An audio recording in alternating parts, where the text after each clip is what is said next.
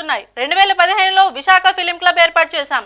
Film industry Vizag వచ్చే విధంగా అప్పట్లో చర్యలు తీసుకున్నాం. 2019లో ప్రభుత్వం మారిన తర్వాత క్లబ్ ఏర్పాటు మోటో మారిపోయాయి. లైఫ్ మెంబర్షిప్ క్లబ్లు ఉండవు. వైజాగ్ పొలిటికల్ సెంటర్ గా మారిపోయింది. కమిటీ రాజీనామా చేసింది. ఎన్నికల కోసం నోటిఫికేషన్ ఇస్తే అందులో అవకతవకలకు పాల్పడ్డారు. 1500 మంది సభ్యులు ఉన్నారు. మంచి ఉద్దేశంతో ప్రారంభించిన వైజాగ్ ఫిలిం క్లబ్ దారి తప్పింది.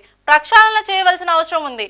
ఫిలిం క్లబ్ కు భూ కేటాయింపు చేయవలసి ఉంది. అందరూ వైజాగ్ కు ఫిలిం పరిశ్రమ రావాలని కోరుకుంటున్నారు. త్వరలో క్లబ్ కు భూ కేటాయింపు చేసి మంచి భవనాన్ని నిర్మిస్తామని మాజీ మంత్రి గంటా శ్రీనివాసరావు అన్నారు. అంటే విశాఖపట్నం నుంచి విజయవాడకి ఉదయం ఇదివరకు 2 ఫ్లైట్స్ ఉండేవి. ఇప్పుడు ఒక్క ఫ్లైట్ కూడా లేదు. ఉదయం కేవలం సాయంత్రం 2 ఫ్లైట్స్ ఉన్నాయి తప్ప ఉదయం లేని వలన విశాఖ ప్రజలే కాకుండా విజయనగరం, శ్రీకాకుళం అందరూ కూడా బిజినెస్ పీపుల్ అనేది చాలా నిరుత్సాహమైన పరిస్థితిలో ఉంది. నేను ఇప్పుడు మీ అందరి ద్వారా నేను గంటా శ్రీనివాసరావుని కోరుతున్నాం. తప్పనిసరిగా అక్కడ ఏదైతే వైజాగ్ టు విజయవాడ ఉదయం ఫ్లైట్ కూడా ఉండేటట్టు చేయవలసిందిగా మరి ఒక్కసారి ప్రజలందరి తరఫున కూడా గౌరవనీయులు రామ్మోహన్ నాయుడు గారిని అట్లాగే గంటా శ్రీనివాసరావు గారిని నేను రిక్వెస్ట్ చేస్తాను. ఒక క్లబ్ ఒకటి తయారు చేసుకుంటాం.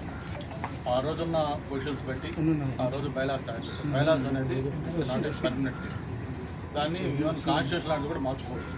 అక్కడ ఇప్పుడు యాక్చువల్గా ఆ ఏ లక్ష్యంతో అయితే స్టార్ట్ చేశారో ఆ పర్పస్ సర్వై ఉంటే ఈరోజు ఈ సిచ్యువేషన్ వచ్చి ఉండేది కాదు. నేను తను లేకపోతే గురించి మళ్ళీ క్లబ్లో ఇలా మాట్లాడుతున్న పరిస్థితి కాదు. మనం 2015లో స్టార్ట్ చేసింది, ఇప్పుడు 2025లో ఉన్నాం. 10 ఏళ్ల తర్వాత ఉన్న పొజిషన్ ఏంటంటే రోజు మీ మీడియాలోనే ప్రముఖంగా వచ్చేది ఏంటంటే పరువు పోయా లేకపోతే ఇంకోటి పోయా ఇట్లా వివాదాలు ఇవి. ఏ క్లబ్లో ఇటువంటి న్యూస్ రాట్లా. ఆ వచ్చే పరిస్థితికి వచ్చింది కాబట్టి ఇంటర్ఫియర్ కావాల్సి వస్తుంది. దాన్ని అవసరం వస్తే బైలాస్ చేంజ్ చేయాల్సి వస్తుంది. ఇప్పుడు ఇది ఏది కూడా తనైనా లేకపోతే ఇంకోరైనా నేనైనా ఇంకోరైనా దీంట్లో పర్మనెంట్గా మేము ఉండి దీంట్లో పెత్తనం చేయాలని ఉద్దేశం కాదు. క్లియర్గా ఒకటే చెప్పాము, ఏ పర్పస్ అయితే స్టార్ట్ చేశామో ఆ పర్పస్ డివైడ్ అయిపోయింది. ఇది వివాదాలకు కేంద్రం అయిపోయింది. అనుకున్న ప్రోగ్రెస్ జరగట్లేదు.